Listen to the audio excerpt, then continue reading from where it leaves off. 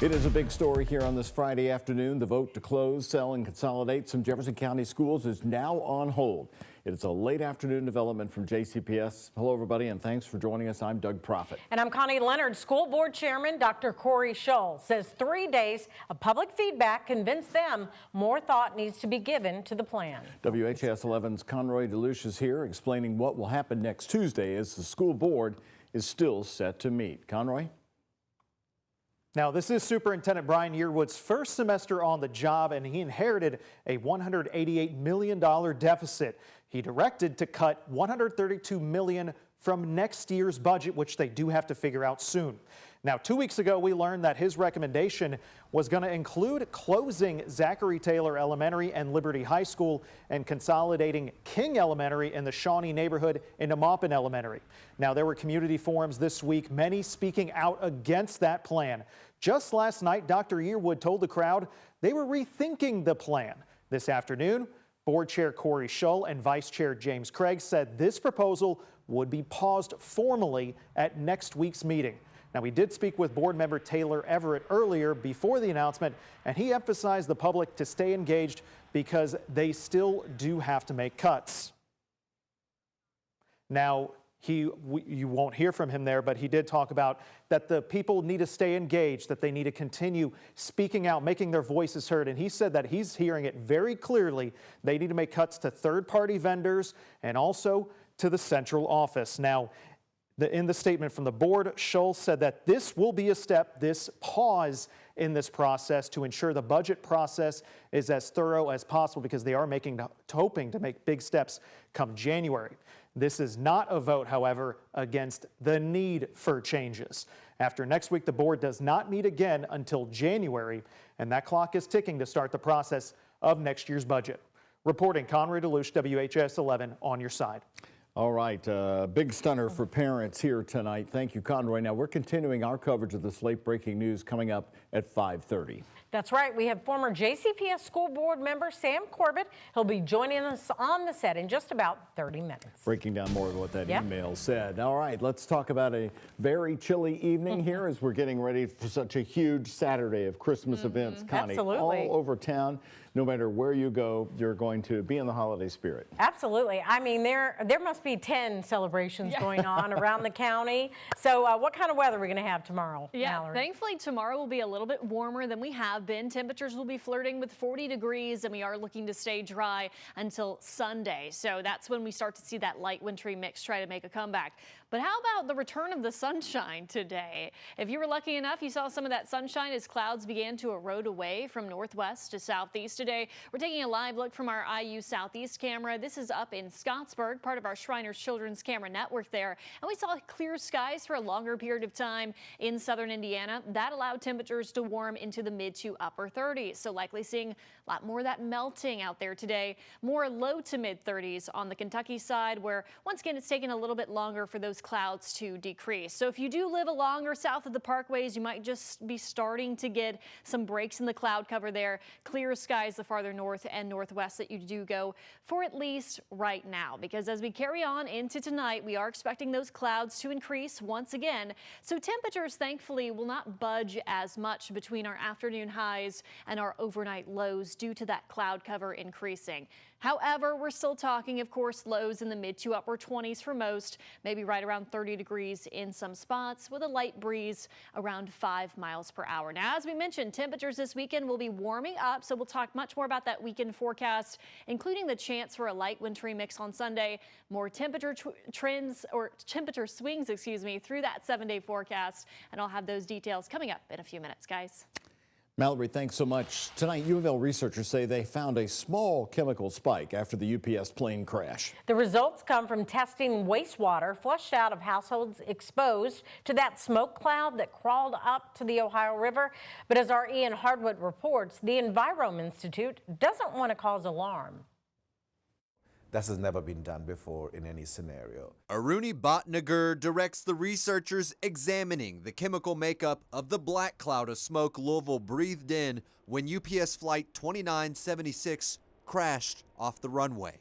The University of Louisville medical professor says it's not an immediate concern to anyone's health. We don't think that the exposure was widespread, But the interest is because we want to know what sort of chemicals are generated, how far do they go, and how long do they persist. Benzene and ethylbenzene, common in gasoline, spiked in the results. When you breathe it in, they are metabolized and they come out in the urine, and so we can look in wastewater. MSD gave the Christina Lee Brown Envirome Institute at U of L wastewater samples from the areas underneath the cloud.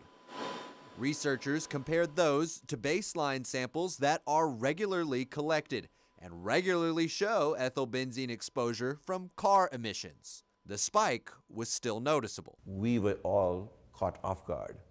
It was very fortunate that we had wastewater data and previous data from the area, and that we were collecting anyway, but we should have been or could have been better prepared. Bhatnagar would like to have air monitor readings from immediately after the crash.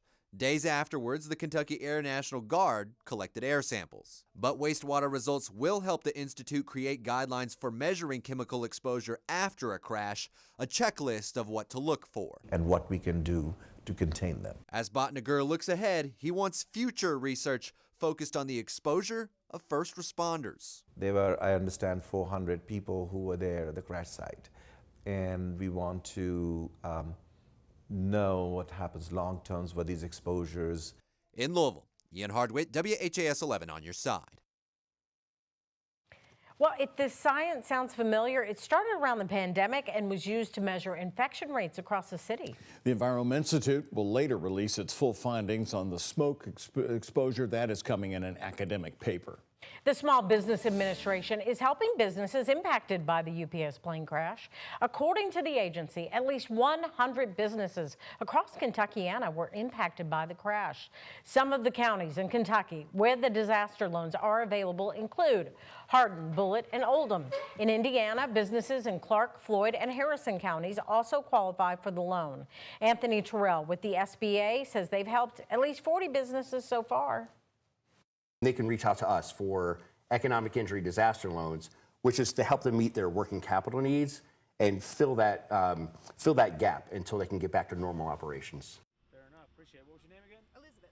You might be one of the businesses impacted by the plane crash. There is a resource clinic next week. It's Thursday from 10 a.m. until noon at the Community Resource Center. That's on High Rise Drive. That's off Fern Valley Road near the airport. If you decide to apply for a loan, there will be a team available to help. And we'll continue to follow the UPS plane crash. We'll bring you the latest on air on our mobile app and WHAS11.com. You can also follow along on the free WHAS11 Plus app. More of our top stories for you here on this Friday at 5 o'clock. New today, LMPD has now released the body camera video from the police officer-involved shooting from late November, which killed a man, 18-year-old man suspected in a robbery case. The shooting happened just before 10 p.m. on Saturday, November 22nd on East Southland Boulevard. Officers responded to a report of an armed robbery in an apartment. Officer Patrick Norton later found a person matching the suspect's description. Police say he fled and pulled out a handgun. Investigators say the suspect, 18-year-old William Jenkins, fired one shot before Officer Norton and Officer Richard Waller returned fire. Keep your hands where we can see them. Stop right now. It's reaching. Stop reaching. This is a deadly force situation. Officers are going to fire as many rounds until they perceive that threat to be over. And so that is what happened. We edited the video there to freeze it when the shots were fired, as you saw. Now, Jenkins was killed in the shooting. Police sharing those photos of what they say was the suspect's gun and shell casings. The investigation into this incident is still ongoing. How do you not know that you shot my son twice? You shot this man here once and not know that you did it. Even a crazy person knows what they're doing sometimes. The man convicted in the killing of a construction worker and father of 5 on the Waterston Expressway 4 years ago will spend life in prison. A jury found Keyshawn Stewart guilty on several charges, including murder. In the 2021 November shooting, Stewart killed 37-year-old Fred O'Bannon Jr. and shot an LMPD sergeant who survived. Today, O'Bannon's mother, Anita O'Bannon, said she too is living a life sentence without her son. Memories. I have an urn sitting on the table. Memories. I'm supposed to have my son here. He's supposed to be here to help raise his grandson, to help raise his new granddaughter that's coming in February. And the judge sided with the jury's recommendation today, despite Stewart's defense team arguing he's mentally ill and would not receive the proper care in prison. We're learning more about a crash that happened in downtown Louisville early this morning that sent a Metro police officer and another person to the hospital. LMPD says the other driver, Anthony Lewis of Louisville, is now charged with DUI. LMPD says a police officer was responding to a break-in at around 3:20 this morning when he collided with another car at the intersection of 2nd and Market Street, right in the heart of downtown. Police say the officer involved went to the hospital but has since been released and is now recovering at home. A legal battle between the city of New Albany and state of Indiana has come to an end. Mayor Jeff Gahan says the city and the state's Department of Natural Resources have agreed to remove the Glenwood Park Dam at Silver Creek. It comes a year after a boy became trapped at the dam and drowned. Gahan made an emergency order to add rocks around that dam to get rid of the dangerous current, but Indiana DNR halted the work, citing permitting issues.